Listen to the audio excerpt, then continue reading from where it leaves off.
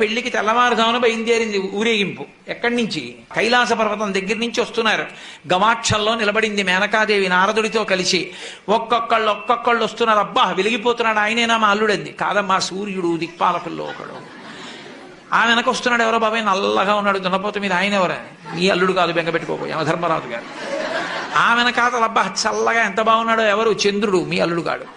ఈయనెవరోనయో చాలా అందంగా ఉన్నాడు, ఎర్రగా ఉన్నాడు, కాంతులీనుతున్నాడు. బ్రహ్మగారు, మీ అల్లుడి దగ్గర పురోహితుడమ్మా, పెళ్లి చేయడానికి వచ్చే బ్రహ్మగారు ఆయన మీ అల్లుడు కాదు. ఓ అలాగా, ఇతనెవరో నీలమేఘశ్యాముడు, చాలా అందంగా ఉన్నాడు, శాంతాకారం భుజగచైనం పద్మనాభం సురీశం. అమ్మా, ఆయనకి మీ అల్లుడికి భేదం చెప్పకూడదు, కానీ ప్రస్తుత మీ అల్లుడు కాడు. ఆయన వెళ్ళిపోయాడు. ప్రదోష వేళ అయిపోయింది, రాడు. వెడుతూనే ఉంది ఊరేగింపు. వస్తున్నారు మగపెళ్లివారు. అలా ఆఖరికి ఒక ఆయన వచ్చాడు. చుట్టూ భూతప్రేత పిశాచాలున్నాయి, ప్రమదగణాలున్నాయి, మధ్యలో దిగంబరంగా తాండవం చేస్తూ వస్తున్నాడు. అడగలేదు మేనకాదేవి ఆయన అల్లుడా అని. నారదుడే చెప్పాడు, ఆయనే మీ అల్లుడమ్మా అని మెట్లు దిగాడు.